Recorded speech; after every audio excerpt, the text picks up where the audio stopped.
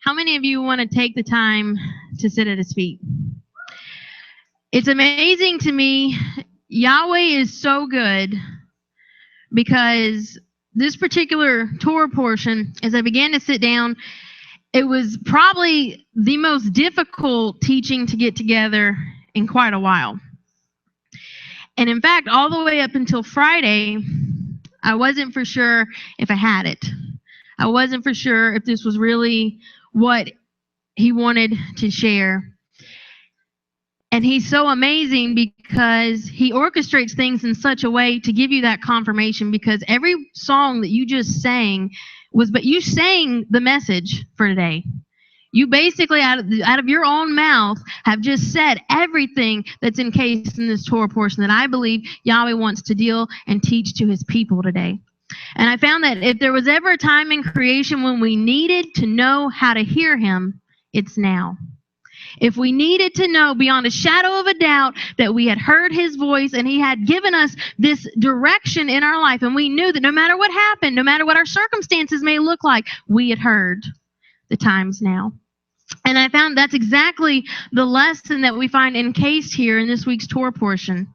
And if you just read it in the English, it seems like, well, it's quite boring. And it just drums along, and you hurry up and get finished with it. Now we're through with the book of Numbers, and we can move on to the next one. And I found that you'll completely miss what it is that he's trying to reveal to us today. And it's a word that, to be quite honest, can be life or death.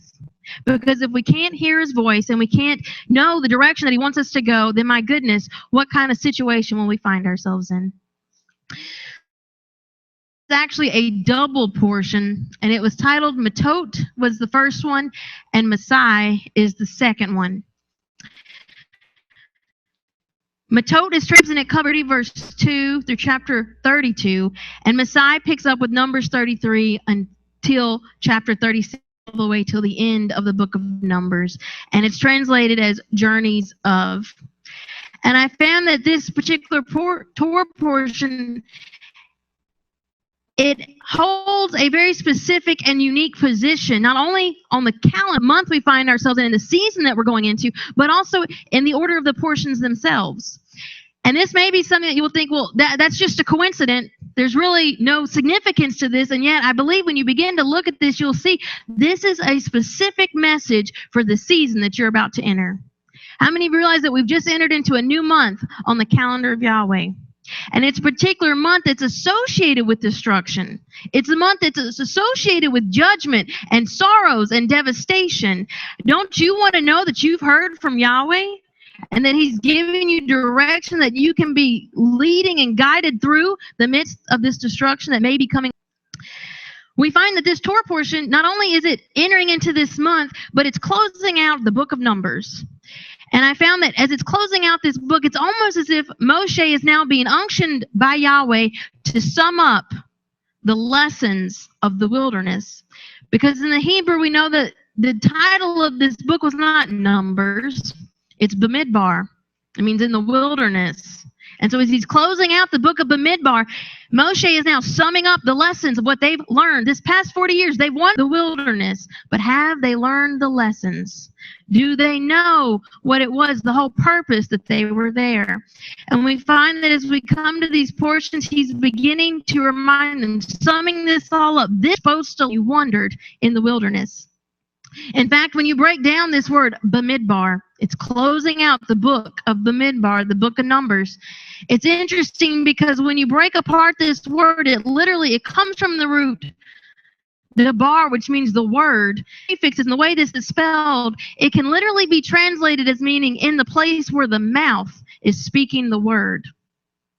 And so we find that the whole purpose of the tribes journeying through the wilderness, going through this experience, was so that they could be in this specific and unique location where the mouth would speak the word to them.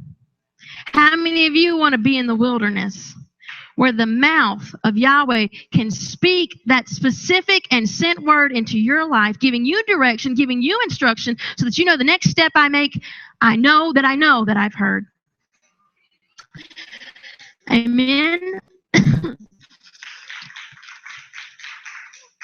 And we find that as Moshe begins to sum this up, this Israel You spent 40 years in the location where you were meant and taught and learning how to hear the voice of Yahweh. And we find that just as David was saying earlier, you can take your name and you can place your own name on that statement.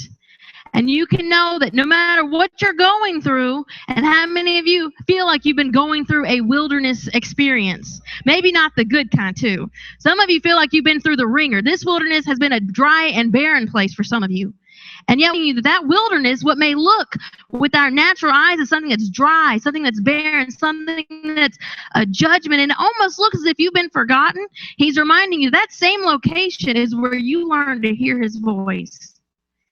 That same location is where you can learn to pick out when he speaks to you, and you can learn to distinguish it from all other noises that may be around you, other bombarding you. In the wilderness, you learn to hear the voice of Yahweh.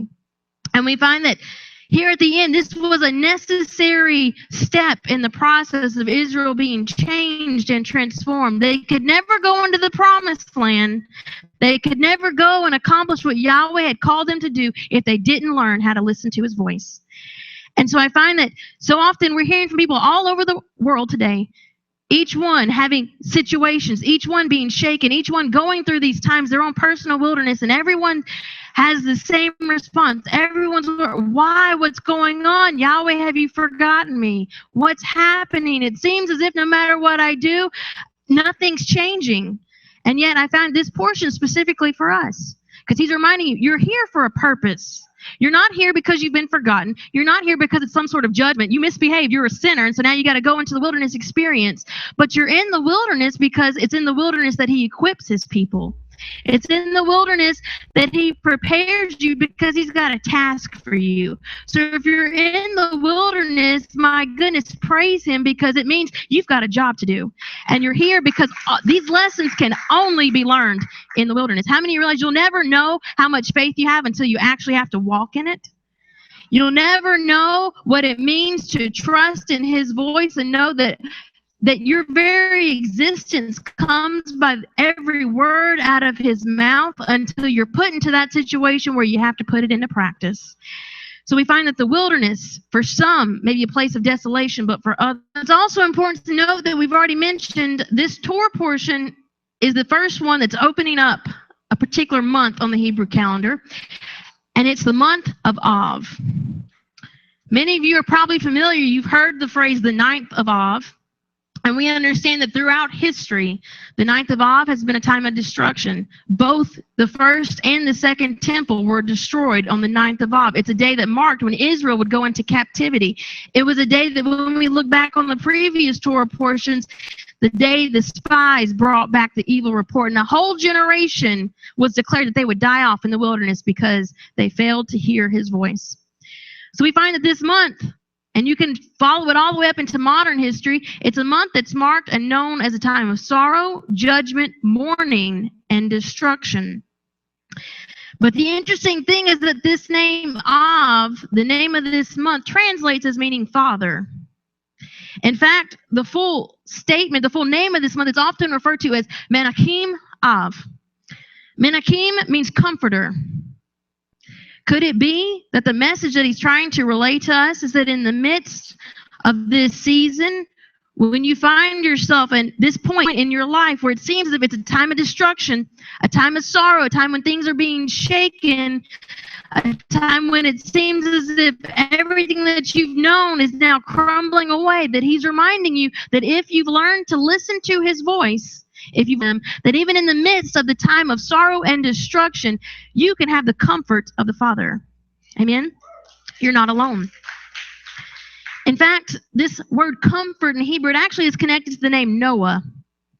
Of Noah, it was said that he would couple.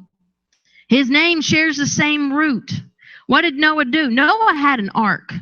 It was a time of destruction and devastation for everyone around him. The entire world was experiencing the judgment of Yahweh. But because Noah had heard the voice of Yahweh and would not be deterred, safety, a place of comfort in the midst of the storm. And we find that's what this whole portion, whole wilderness journey was trying to teach Israel. No matter what you're going through, you can avail yourself of the ark. it's there. Now, whether you choose to ride on it throughout the storm or just stay outside of it becomes our decision. In fact, this word comfort in Hebrew, it comes from the root nacham, and it means to comfort, to be sorry, or to pity. But when you break it down, he begins to actually reveal in the Hebrew language how he will comfort you in the midway through. Spelled Nun Ket Mem. The Nun Ket is the name Noah, and it means rest. But the Ket Mem on the end is a word that means heat. And literally, when you look at it, it's describing someone that would be inflamed by their flesh, by their emotions, the carnality of who they are. And I found that, isn't it interesting that the minute we begin to be shaken and the storm comes and we're going through these situations and it seems as if we're going through this time of purging and judging, what's the first thing? What's our first response? Our flesh becomes inflamed. Our flesh begins to dictate how we respond. No longer are we listening to the voice of Yahweh and seeing how he would have us respond and walk this out, but immediately our emotions begin to say how we're going to deal with this situation. Immediately we're inflamed by our own flesh and our carnal desires, and instead of hearing the voice, this becomes what directs us. And yet when he says that he'll comfort you in the midst of this, that you can be comforted, he's literally reminding you that you don't have to respond that way. Your flesh doesn't have to be inflamed. You don't have to be dictated to by it. But instead, in the midst of the storm, when everyone else may be dictated to by their flesh and their emotions, and it's inflamed, and it seems as if it's just a powder keg about to blow, that in the midst of all that, you can find comfort. You can find rest. You can be the one that walks this out step by diligent step, knowing and understanding that his word is directing your steps. It's a light unto your path and a lamp unto your feet. In fact, if you break down this word into the individual letters, he begins to show you. When he says that he'll comfort you, he tells you how. The letter Nun represents seed or word, life. Specifically, it's his word. The ket means to fence off, to enclose. It becomes a hedge of protection. It can either fence you in or fence you out. And then we have the letter mem, which represents water or a fountain. But even more than that, it represents a source of sustenance, a source of refreshment. If you're in a dry and thirsty land, but you've got a fountain, my goodness, then the land isn't so dry and thirsty anymore, is it? Because you've got a source. You've got a place of sustenance. You've got a place of refreshment. And so we find that when he says that he'll comfort you in the midst of this, this word breaks down to reveal to you that his word will become a hedge of protection around you. It'll be the source of your sustenance and refreshment in times of trouble. Amen? And now you can understand this was the purpose of Israel being in the wilderness. This is the purpose of you going through the different trials and tribulations that may come your way. He's trying to teach you, I'm your source. I'm your sustenance. No matter what you may be going through, if you have access to the fountain, if you have access to my word, anything and everything that you may need, it's already been met. It's here. You just have to avail yourself of the ark. And I found that when his word begins to dictate to our situation and we're properly hearing his voice, my goodness, doesn't that make your circumstances look different? All of a sudden, it doesn't look so dire. All of a sudden, it doesn't look like we don't have hope, because now we're hearing and understanding I'm here for a purpose. I'm here because he's equipping me. I'm here because I'm learning to listen to his voice, and I'm here because the fountain's here, and I'm gaining access to it. In fact, this term Av, or Father, the name of this month, it's actually connected to the root in the Hebrew, and it means to bring forth shoots, to sprout. It can translate as meaning something renewed and refreshed, new growth. So we find that those who know his voice, in the midst of all this, they're going to grow. They'll be renewed. They'll be refreshed. The same circumstances that can be a time of sorrow and destruction for everyone else around you can be a source of growth and refreshment and renewal. It can be a time where you're bearing much fruit. Why? Because the word's been placed inside of you. You've learned to hear his voice. It's been planted, and now it's beginning to yield a harvest. And it's that harvest that you're now able to live off of. You're sustained off of that harvest as you go through this. You realize that it's never been about your circumstances? So often as believers, now tell me if I'm wrong, So often as believers, we think that just because we've accepted Yeshua and we're keeping his commandments, that nothing should be wrong. Everything should be fine. We should be blessed going in and coming out, overflowing. Everything's good. We're happy all the time. No issues. And yet that's not what this was about. He's reminding you that no matter what the circumstances around you may be like, you can still be blessed going in and going out. It doesn't mean that you're not going to have to go through this, though. It means that there may be a storm blowing. There may be some circumstances that are going to try to shake you, but you can still, if you'll listen to his voice, you can be blessed going in and going out, because it's not about the circumstances around you. It's about hearing his voice. Amen? It's all about who you're listening to. Do you realize that everything in the kingdom is based on the law of sowing and reaping? And we often talk about our own words, which are very important. The words that we say are planting seed. Now you wonder why some of your harvest looks the way it does. You planted it. And yet he's also reminding us, though, that remember, seed can be planted in here as well. And if we have to be careful what we're listening to. Who are we listening to? Who's planting? Is it his word, his voice that's planting seed in here? Are we qualifying that seed, or are we listening to someone else? Because whatever's being planted in here, that's the harvest we're going to be living off of. And now you can see why the same circumstances can have two very different results, different people. You can take two individuals and put them in the same circumstance. And depending on their relationship with Yahweh and who they're listening to and how they walk this out, one can walk out of that wilderness and think, my goodness, that was amazing. What a journey he took me on. What amazing things in my life. And I'm so ready now for the next step, for the next journey. And then the other individual, if they're not listening, if they don't have that relationship, can walk out thinking, oh my goodness, that was the worst I've ever been in. And you'll find that they'll continually be in that cycle because they're not changing who they're listening to. It's no accident that this tribe is connected, this month rather, is connected with the tribe of Simeon. Every single Hebrew month is connected with a specific tribe and a specific constellational sign. Why? Because it's relaying the message to you. This is the season you're in. This is what I'm going to deal with you this month. You got 12 months, and each month he deals, and we find that we go through each year, and he continually takes it a little deeper, does a little more, changes a little more, cuts off some more. And he's continuously taking us through this cycle. Why? So that in the end, you can look like him. This month is specifically connected with the tribe of Simeon, and his name means to hear. You sang the song, Shema Yisrael. Guess what? That's exactly what this month is about. Shema, your ability to hear. This is the month that deals with the rectification of our hearing. In other words, it's that his purpose, what he's focusing on in his people, is your ability to hear properly. My goodness. Don't we need to know that we can hear him properly? That we can hear, that we can understand, and that we can be obedient to whatever it is that he's telling us? Don't we need to know that we can qualify the seed, that no matter, even if it's a good one, and it almost looks as if it's from him, that we can look at it and tell, nope, I know his voice. That's not from him, and that's not going to be planted here. To hear in Hebrew means to understand, but not just intellectually, in one's mind, but in one's heart. Literally in your being as well. How many of you realize that you can have all the knowledge up here in the world? Smartest person, you can know the scriptures backwards and forwards, be able to quote them, be able to tell you all the hidden nuggets that are found in the word. But if it never goes here, what good has it done you? You haven't heard.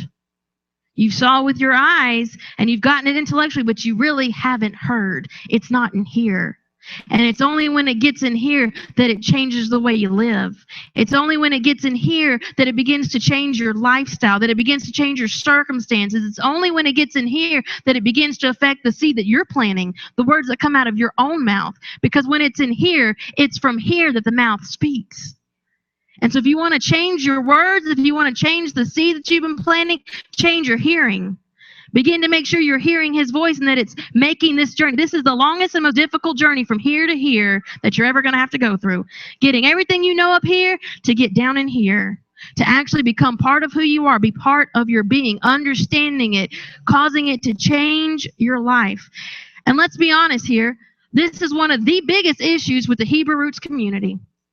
So many individuals, we focused on it up here. We've put it all up here. It's all been here, but it never made the journey down here. And because of that, that's why we're in the situation we're in today. We find there's more division, more conflict, more issues in the Hebrew roots community than there is, it seems, in the world. Why? Because we've got all this head knowledge, but we're not really hearing. It's not making the journey. It's not changing our lifestyle. It's not changing the way we walk and the way we handle one another. And we find that's why this month's so important. This is about you learning to hear. And it's not just about you learning to see with your eyes and have this knowledge up here and look at me, how smart I am, but it's about getting it in here. It's about changing who you are. So we find that this whole season is about learning to recognize his voice and hear in spite of what may be going on around you, to distract you, to distort it, and to keep those ears closed. Don't think the enemy doesn't know what season it is. Don't think he won't try his best to make you accept a counterfeit word. Don't think that he won't do everything in his power to cause all kinds of clamor to keep you from hearing. The waves can be really loud. And yet we're reminded to listen for his voice.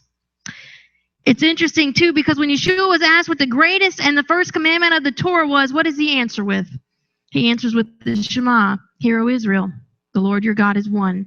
And he goes on to remind that you're to love him with all your heart, your soul, and your mind. And the second is equal to that, to love your neighbor as well. And we see this in Mark 12. Shema.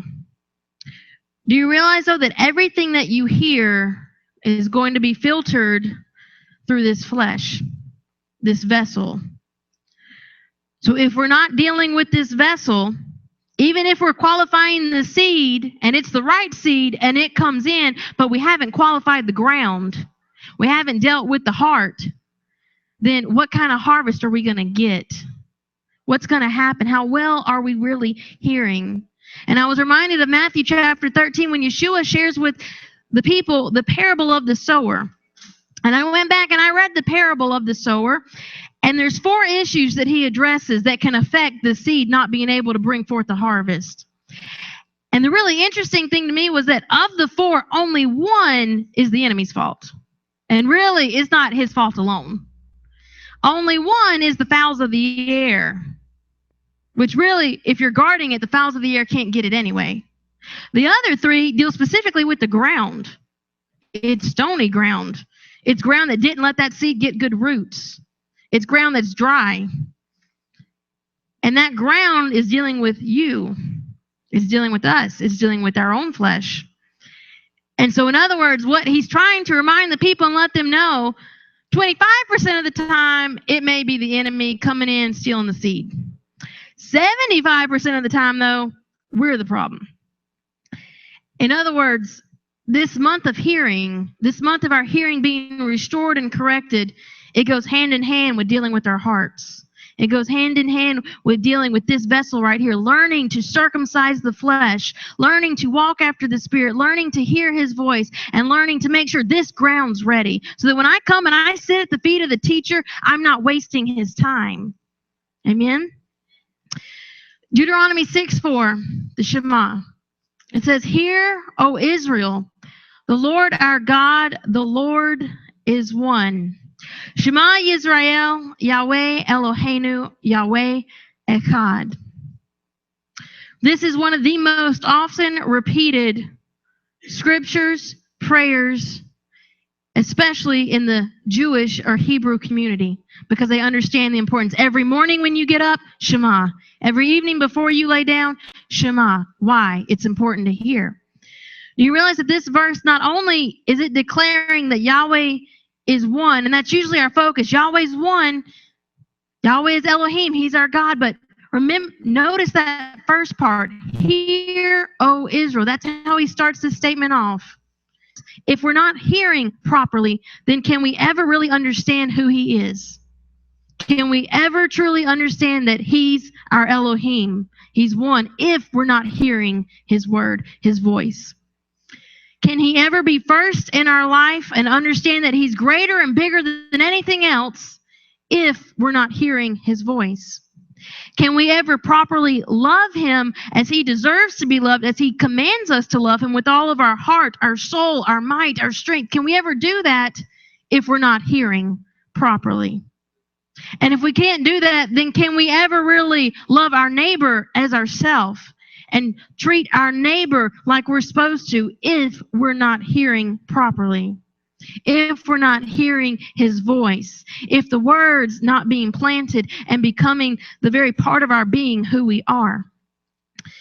It's interesting because when you look at this in the original script, the Shema, you'll find that the ayin at the end of Shema and the dalet at the end of Akkad are enlarged in the Torah scrolls. Now, we understand that the sages, they're very meticulous. If there's anything that's wrong with it, then that scroll doesn't make the cut. And yet, for all this time, they've made the ayin and the dalet larger. What's the reason? What's the purpose? The Shema, to hear. You realize that these two letters form the term ed, ayin, dalet. It's Strong's number 5707, and it means a witness, a testimony, a symbol that's established to confirm a covenant. Do you think that just may remind us that our ability to Shema, our ability to hear, to understand, to be obedient to whatever it is that he's told us, that's the witness in the earth? That's the testimony of where we stand in covenant relationship with him? In other words, we can be doing all of these commandments. We can be studying the scriptures, but if it's all up here and we're not really hearing, and we're not really shemaing, then what he's trying to reveal to us is that our witness, that's affecting our relationship. If I'm not properly hearing you, don't you think we might have some issues? You're saying something, I think you said something completely different. There might be some communication problems. And so we find that when this ayin and this dalet are there, he's reminding you that your ability to hear is important. Your ability to shema is a symbol, it's a sign revealing where you stand in covenant relationship with him.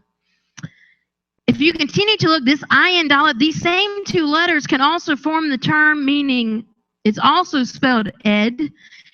In fact, it's the root of ida or nida, and it means filthiness, menstruation, one that is ceremonially unclean. If you were nida in the times of the temple, you didn't have access to the temple.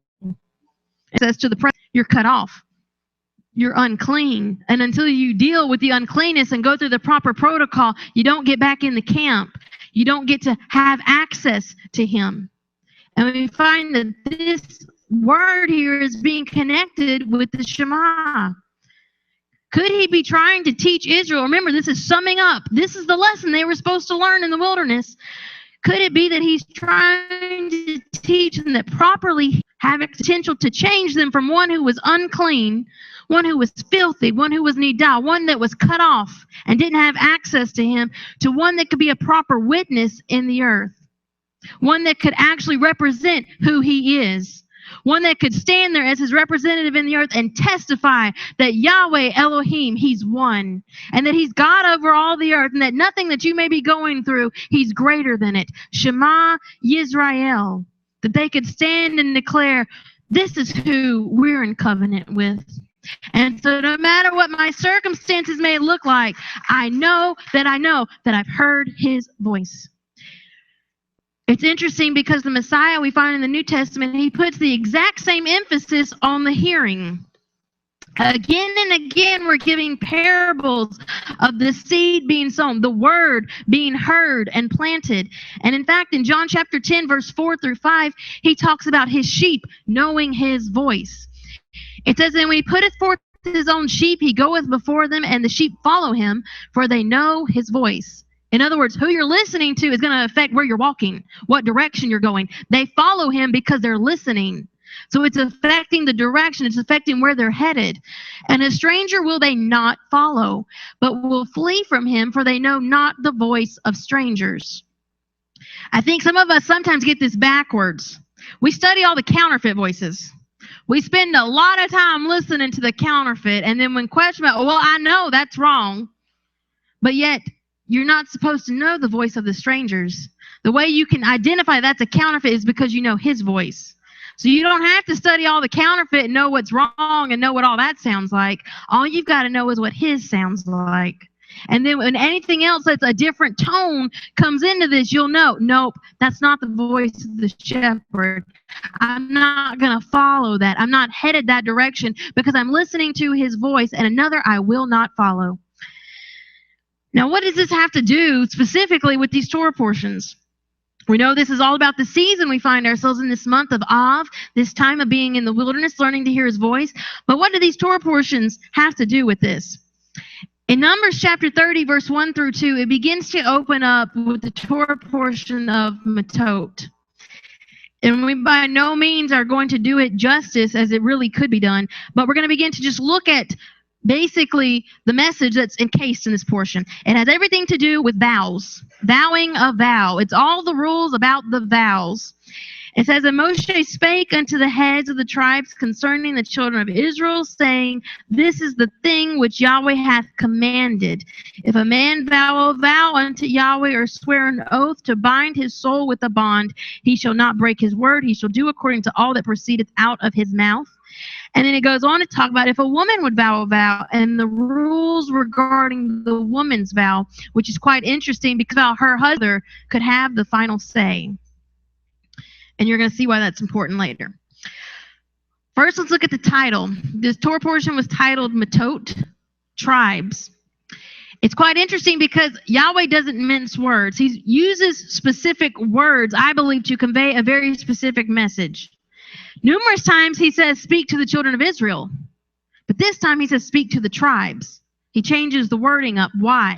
Why this word tribes? Is there something encased in this word tribes, this word Mattot, that's beginning to lay the foundation of what he's about to share with the tribes? It comes from the root Strong's number 4294, Massei, and it means a staff, a branch, a tribe. But you'll have to understand that the staff was symbolic. The heads of the tribes had the staff. The leader of the house had the staff. It represented authority, leadership, the ability and the right to reproduce and pass on seed. It represented that this was the man of the house. This was his house, his family, his children, his seed, his fruit. It's interesting because we've been talking about the sower with the seed, looking for those that will hear. And he opens up this passage talking to the tribes, and instantly you're reminded of this staff. Israel's about to come in contact with the one that has the authority and the right to plant seed into them. His word is about to be planted into Israel. And we find that here they are. They're standing before the sower, about to hear his words. And the first thing that he reminds them is that he has every right to speak that word into them. If you look at the letters of this word Massei, it begins to form a very interesting picture, which was, once again, it's reinforcing the whole lesson that he's trying to teach Israel as they're going through the wilderness. It's spelled with the mem, the tet, and the hay. The letter mem represents the womb, where the seed's going to be planted. Literally, your ears become the entrance to the womb. What you hear is entering and it's being planted. The letter tet is the next one. It also can represent a womb. In fact, it looks like an upside down mem in the Hebrew. In fact, because it's upside down, it's as if it's inverted and specified as being a perverted womb. In other words, something that's been compromised. It's not in its right position, something that is no longer clean.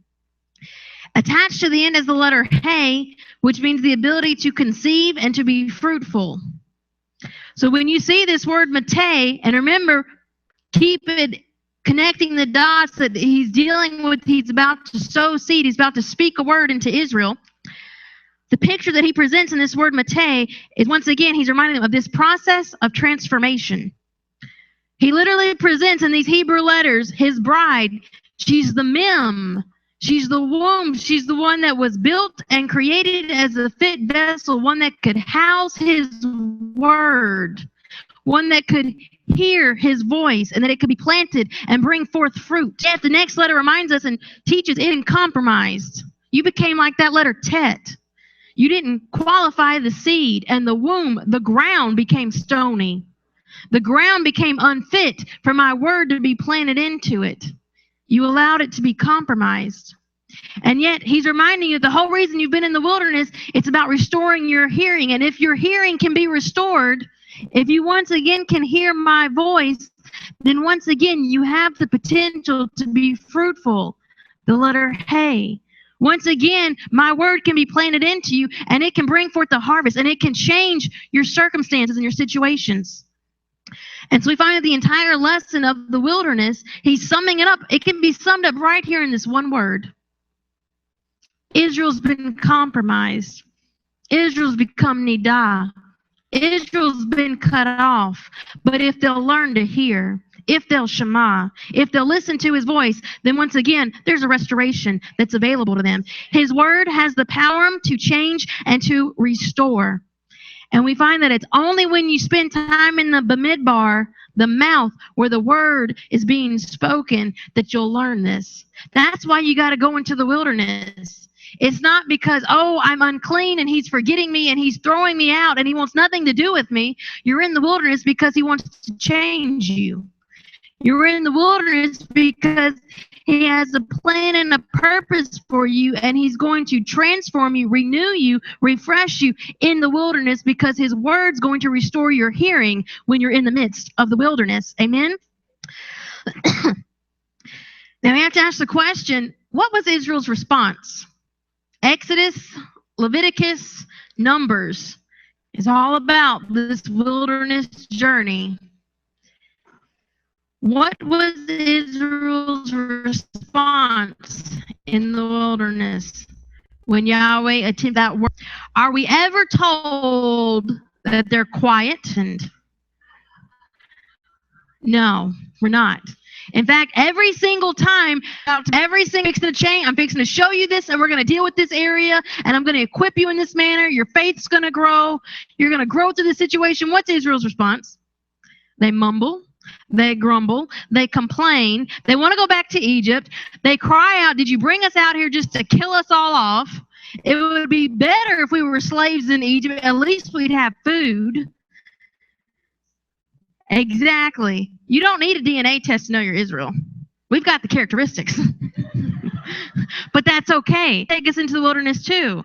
These characteristics, he's going to change. He's going to work off these rough edges so that we can finally learn and know our hearing's been restored. In Exodus 20:18, we're told that Israel's brought to Mount Sinai, and we understand the purpose of this was to hear the voice of Yahweh. And you can go back and read this, because we don't, for the sake of time, we're not going to read the entire passage. But it's the Mount Sinai experience. That's where the commandments are about to be given. It's the wedding ceremony. The ketubah, the wedding covenant, is being given to Israel.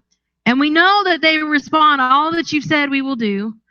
But there's some very interesting things that begin to take place here at Mount Sinai that we need to pay attention to.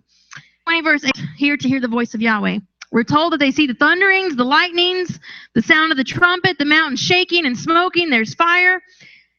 And the statement is made. This is Israel's response when he tells you, I'm bringing you here to speak to you.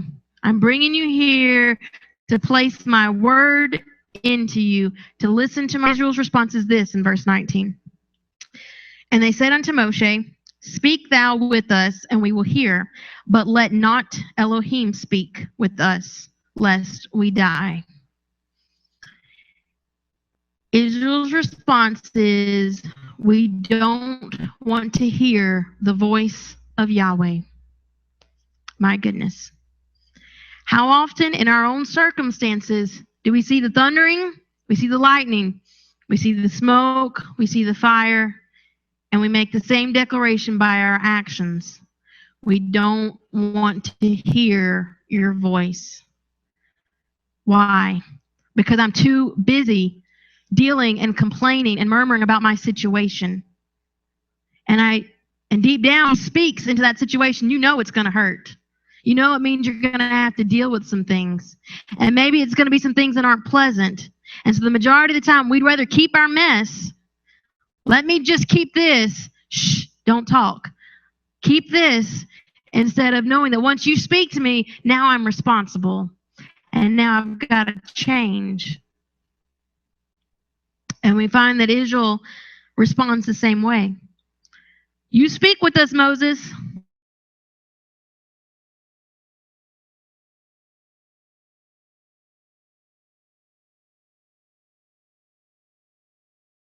And we'll hear, we'll listen, but don't let Elohim speak with us. That's the purpose of this encounter. He's about to prove you.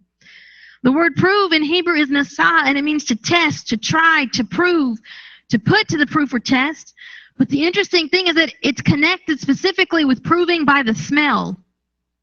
To try by the smell. Now you need to remember this because you're going to see how this ties in as we go through this. Yahweh was for a specific odor from Israel. He was looking for a certain fragrance from Israel at the mountain. And whether or not they had that fragrance then was going to be a part of this test, proving whether they had done what they were supposed to or not. Let's look a little bit further. This term nasa is spelled nun samek. Nun samek forms the word in Hebrew nes, and it means a symbol, a sign. And attached to it is the letter Hey once again, which means to be fruitful, to be able to conceive, to bear fruit, to be a vessel that's capable of housing His word and causing it to produce fruit and produce life. Do you think that maybe this encounter was about testing Israel and their response at Mount Sinai was going to determine whether or not they were a fit vessel? That their response was going to determine and be a sign and a signal to Yahweh whether or not their hearing had been restored? It was going to be a sign of whether they had presented themselves as the mem, a vessel fit to house the seed of His word, or one that was still being compromised. And we find that how they listened, or their lack thereof, would be a sign and an indicator to Yahweh of how this wilderness journey was going to go. We find that if they listened at the mountain, and they were listening to the voice of Yahweh, and their hearing was being restored, then the wilderness would become the Bamidbar. It'd be the place where the word was being spoken. It'd be a fountain unto them. It'd be a place of nourishment and sustenance.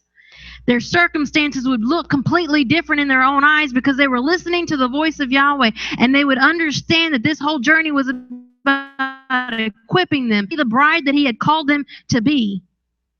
And yet we find, because at the very beginning, at the start of the journey, they make the statement, we don't want to hear. We don't want to listen to the voice of Elohim, that then this changes the way they view the wilderness. It changes how they hear. It changes how they act and walk out this 40 years. And we find that because they didn't spend the time necessary to put His word in, then they don't have a source of comfort as they go through these things, and they have a difficult time hearing His voice and distinguishing it because they didn't spend the time necessary sitting at His feet. You realize at the base of the mountain, it was symbolic of being at the feet of Yahweh. And what do they do while they're at the feet of Yahweh? They build a golden calf instead. Why wait and sit at the feet of the teacher and learn to hear His voice and have His word planted in us when we can go over here and have a party? We can go over here and appease our flesh instead of having to deal with it at the base of the mountain.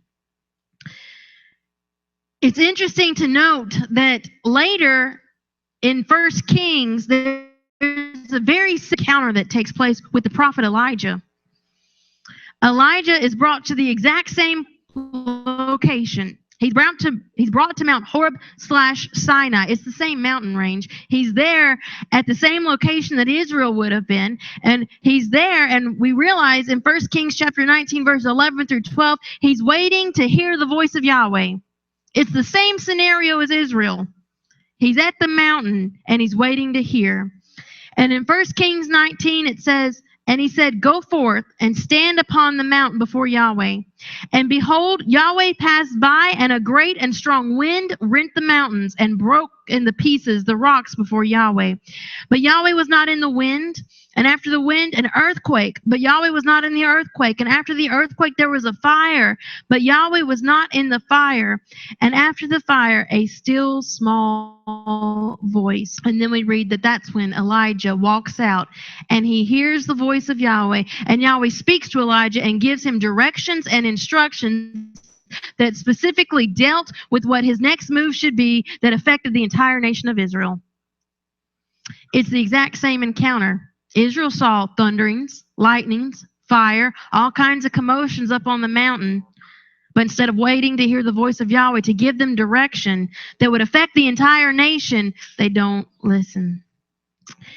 And here in 1 Kings, we find that Elijah goes to meet with him. He hears his voice where Israel refused. And we find that because of Israel's refusal, an extended journey is necessary.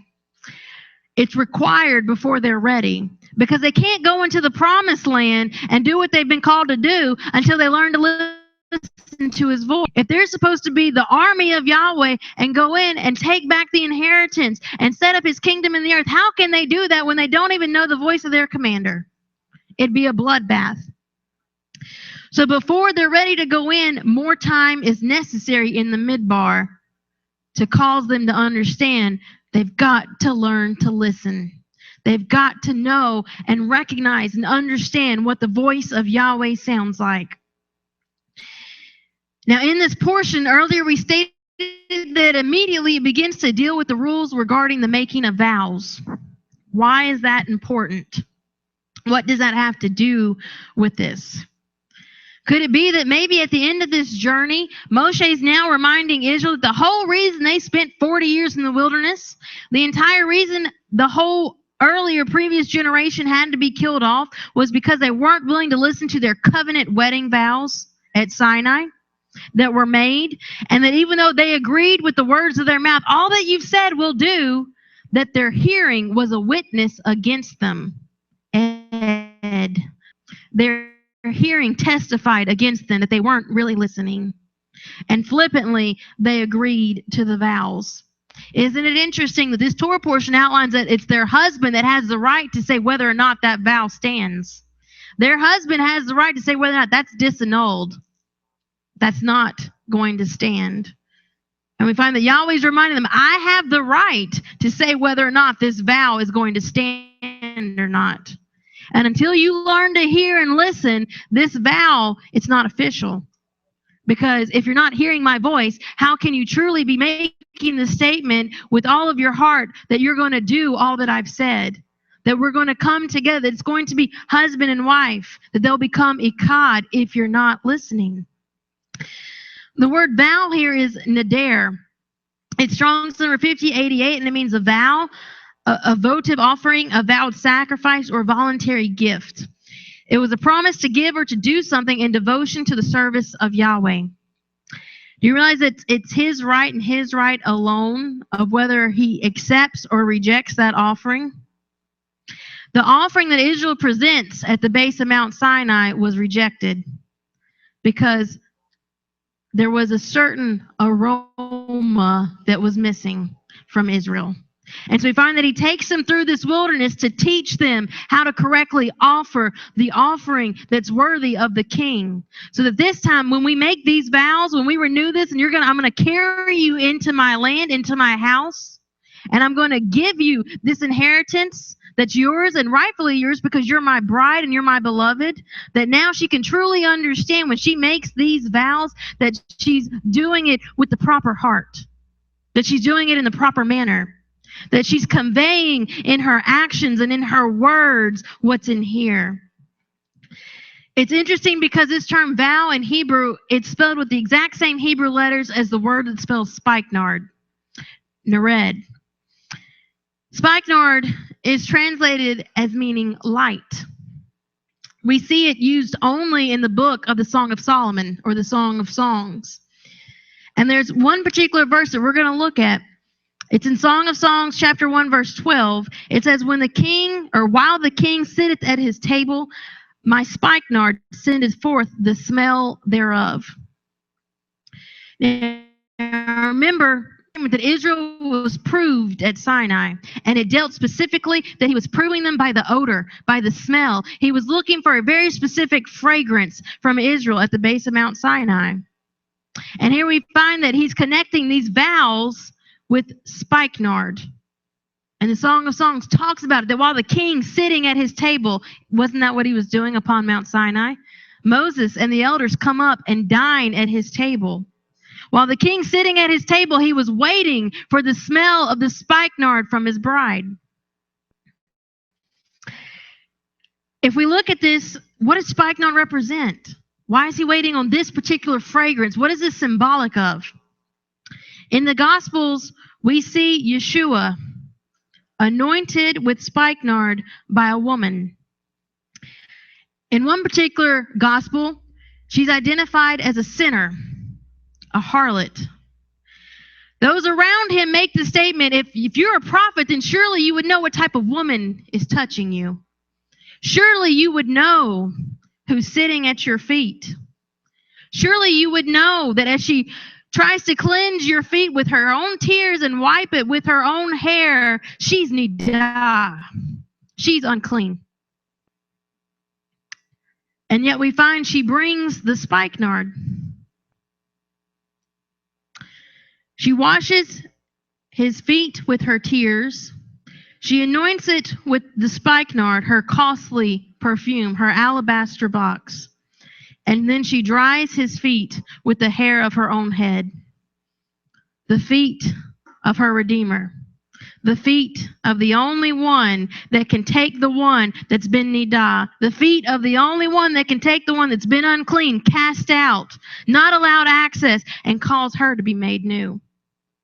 She understood what every single other person.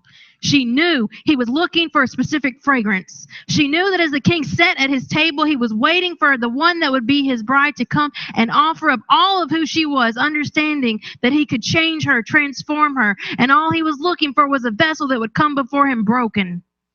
A vessel that would come before him and pour out herself on him. Amen.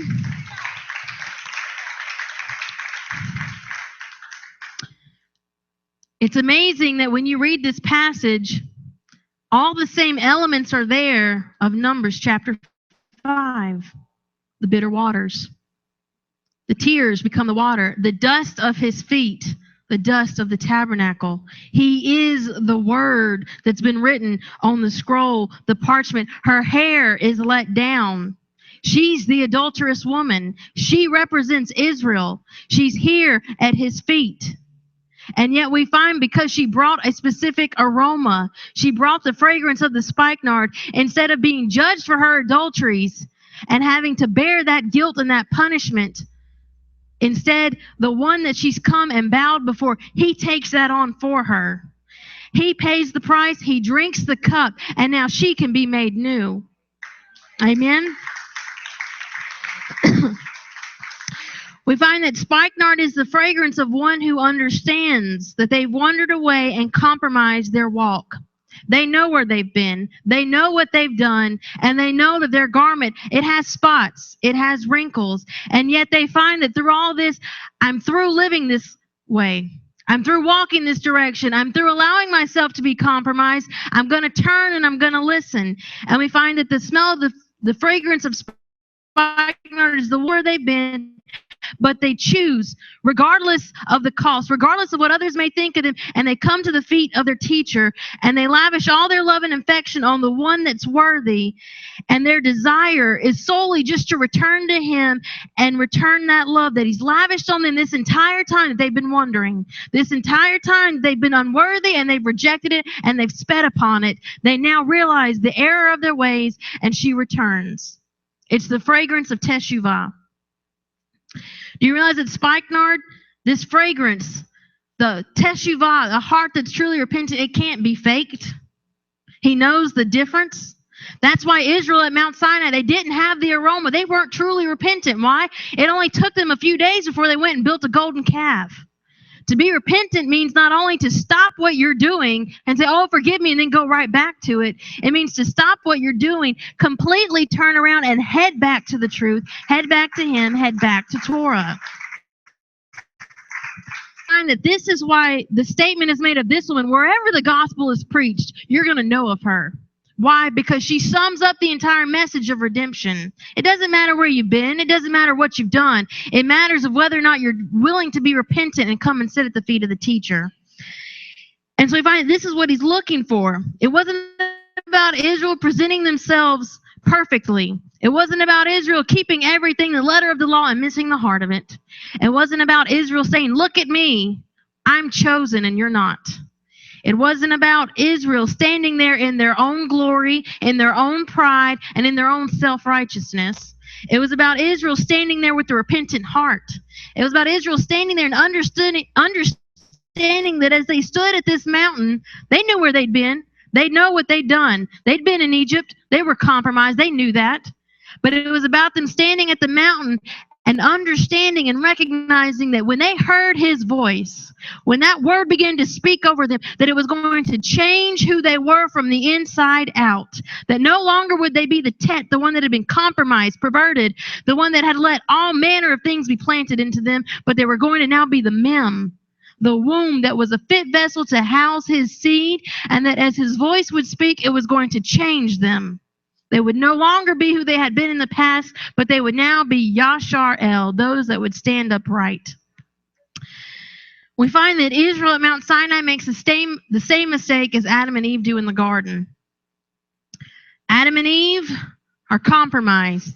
They allow another seed, another word to be planted, but instead when the voice, notice it's all the same terminology, the voice is in the garden. The voice has come, but instead of throwing themselves at the feet of the voice, instead of crying out with a repentant heart before the voice, their Redeemer, the one that, and the only one that could change their circumstances, what do? They hide. The word hide is chabah in Hebrew. It means to withdraw, to hide, but it can also infer to put out the light, to put out the fire. Remember, spikenard can be translated as light. Instead of offering up the aroma of the spikenard, the repentant heart, they withdraw and they hide and they put out the light. And because of that, now they need to spend some time in the wilderness. They need to spend some time understanding and learning how significant, how important, how life-changing it is to have access to the voice, to understand and hear the voice of Yahweh. Now, going back to Song of Songs, the spikenard arises and the king smells it while he sits at his table. The word table in Hebrew is misav, and it means something round, a round table. But the interesting thing is that it comes from the root savav, and it means to turn, to change. It's used metaphorically of a person's mind turning, its attention focusing. It indicates the transforming of a matter, the changing of a situation. It indicates the giving over of something, turning it over to transfer something, or the changing of a name. Could it be that what he's trying to teach us is that in the midst of this season of trials, as you're going through things that seems as if, my goodness, you've forgotten me.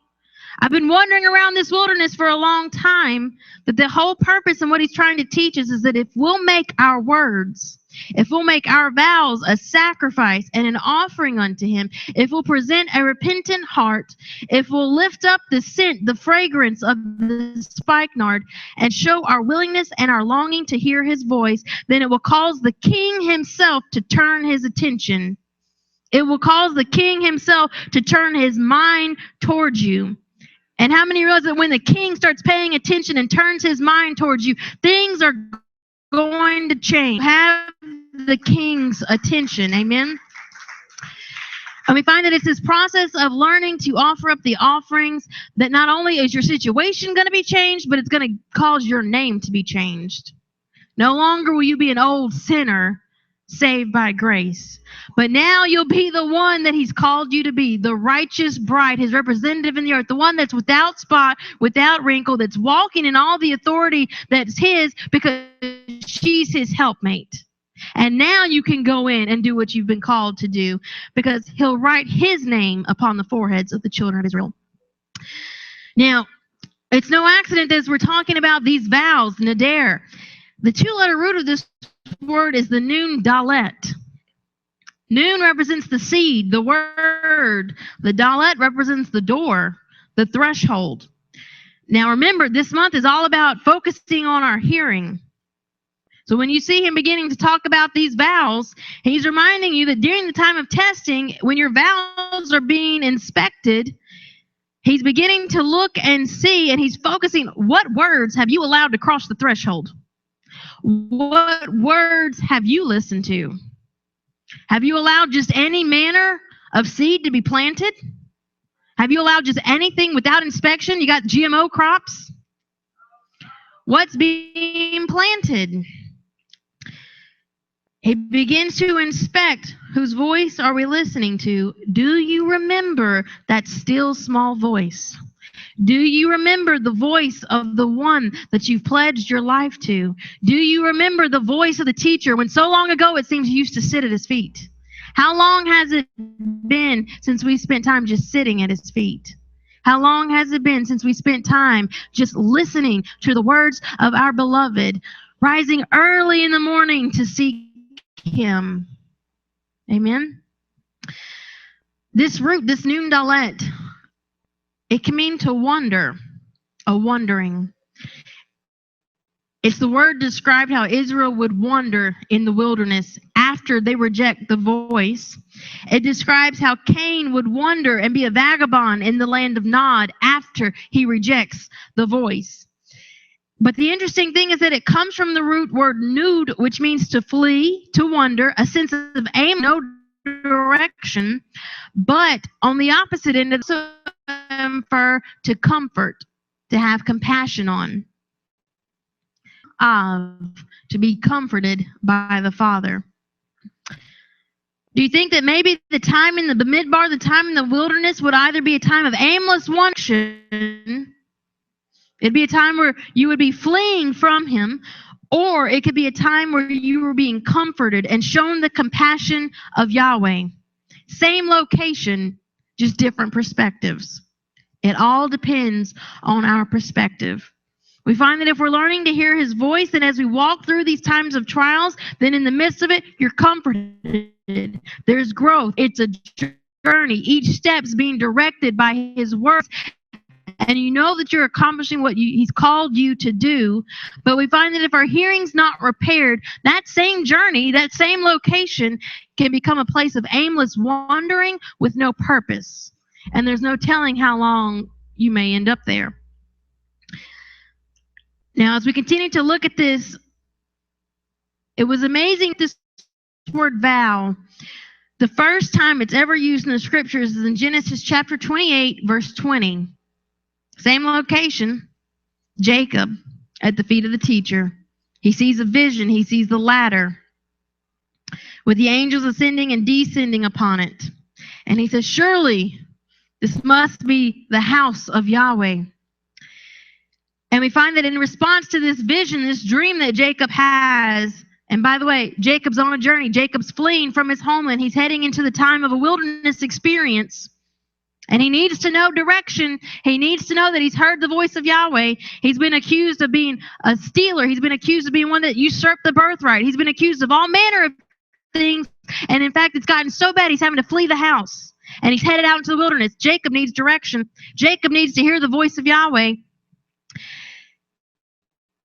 Education, lose. And he renames it Bethel, the house of Elohim. And we find that Jacob makes a vow after Yahweh speaks to him. And he vows that Yahweh will be his Elohim, much like we read in the Shema, Yahweh Elohim. Yahweh is our God. But he replaces requirements that must be met. If you're going to be my God, if I'm going to honor you and do all that you expect me to do, there's three things that I expected. You see, if you don't understand Hebraic custom, you'll miss what's happening. Jacob's laying out the terms of this covenant. Yahweh's laid out his. This is what I expect of you. And now Jacob lays out his. This is what I expect in return. Because how many realize the ketubah, the wedding contract, that belongs to the bride? It's all about her requirements being met. It's all about her provision. That's why you are given the word. This is your ketubah. This is all about, this is your provision. Now, if you never look at it and you don't avail yourself of it, it's not his fault, but it's yours for the taking. Jacob's 3 requirements was that be with me and keep me in the way that I go, because he knew he's fixing to go into a wilderness situation. He's fixing to go to a time of testing and trials, and he needs Yahweh to keep him in the midst of it. The second, give me bread to eat, sustenance. And the third, raiment upon me, clothing.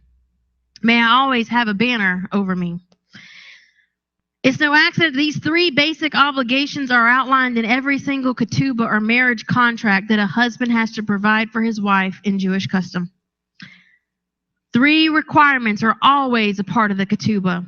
The husband agrees to give her her clothing. She has her raiment. She has her covering. The second is he agrees for food, to provide food for her, bread to eat. He makes sure that she has her sustenance. She will always be nourished in his house. And the third, he agrees and says that he will be intimate with her. He will lavish his affection only on her. In other words, he will be with her. He'll keep her. Isn't it interesting as well, as we're talking about these vows that these Israel's going through the Exodus journey, what's one of the statements that's constantly repeated? Constantly, Yahweh reminds Israel, I've met these requirements. Constantly reiterated throughout the entire Exodus journey, Yahweh tells them and repeats to them that I've led you in the wilderness, I fed you with manna, and your raiment has not waxed old. Anytime Israel would complain and begin to grumble and question his role as their husband, he would remind them, I've met the 3 requirements that were outlined by Jacob in the ketubah. I've been with you and I've led you. You've never been alone. I've fed you with manna all 40 years in the wilderness, and your garments have never waxed old. You had your covering. And so we find that here at the end, when he begins to talk about these vows, he's putting Israel in remembrance. I've kept my promises. You realize that today, sometimes we need to be put in remembrance of the same thing. No matter what you may be going through, no matter what type of obstacles it may seem have come your way, whether it's physical in your body, whether it's financial, whether it's a spiritual depression and things that you're having to deal with, whether it's issues in your home, he's constantly reminding you, I've met the obligations. I've kept my promises. So no matter what you may be going through, stand on that. Remember, I keep my promises. I'm not a man that I'm going to lie. I've told you that I'll keep you, and I have. No matter what your circumstances may say to you, no matter what your eyes may see, they're going to lie to you. Listen to my voice. Hear it. I've kept my promises. I'm going to bring you to an expected end. There's a purpose for you. I have plans for you. You're my people, and I'm going to put my name on you, but only if you can persevere and hold on and make sure you're listening to my voice. As we get ready to close, we're going to take one look real quick at the title of the second portion, Massei. It was a list of their time of wandering. It lists all the locations where they've went, every lesson they've learned, every trial they had to go through, every time circumcision they had to deal with and lesson to learn. And he sums it up in the end of this book of Numbers, Massei. It comes from the root meaning of pulling up of stakes, breaking camp, setting out, or journeying. Now notice that. Some of you feel like you have a permanent residence in the wilderness. And yet he's reminding you that there's a pulling up. There's a journeying forth. There will be a time where the stakes will be pulled up. There will be a time when you've been equipped fully and you're now ready and you're going to journey forward. There will be a breaking of camp. Don't lose heart. You're there because he's equipping you. You're there because he has a purpose for you, and you're there because he's not finished with you. This same word can also mean a quarry, a place of stones for building. It was a reminder that Israel was here. They went on this journey because it was about Yahweh building his house. He brings them to the location where he's going to take these living abend, these living stones, and select them. And they're going to be cut, and they're going to be sized, and they're going to be measured, and they're going to be dressed, and he's going to begin to put them together on this journey because he's building his house. He's carefully selecting his stones. Do you realize if you're not in the wilderness, if you're not going through these experiences, if you're not hearing his voice and on this journey with him, then that would mean you weren't a stone that he wanted to use. So take heart. One of the tools that we're specifically told is used in the quarry is a hammer. And we see this in 1 Kings chapter 6, verse 7. And this is what we're going to close with. The word hammer in Hebrew is a makabah, and it means a hammer. But it comes from the root nakab, which means to pierce, to perforate. Do you think that maybe while you're here in the quarry, while he's selecting these stones, it has to do with the pierced one? One that was pierced is there. That the one that was pierced is the one that's now hand-picking and selecting your stone, your eben. It can also mean to separate, to distinguish, to declare distinctly, and finally, to call by name, to specify. In order for the house to be built, we have to learn to hear as he, the pierced one, the Mashiach, the one that's with you, who never leaves you nor forsakes you. You have to learn to hear when he calls you by name, separating you, causing you to be distinguished. The quarry can be a noisy place. There's a lot of sound. There's a lot of clamor that's happening there. And yet, if we've spent the time learning to hear what his voice sounds like, then you won't miss it when he distinctly calls you by name.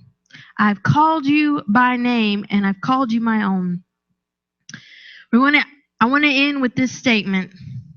We see it countless times in the New Testament. Let he that hath an ear hear what the Spirit is saying. Shema Yisrael. Amen. Can you say that with me? Shema Yisrael.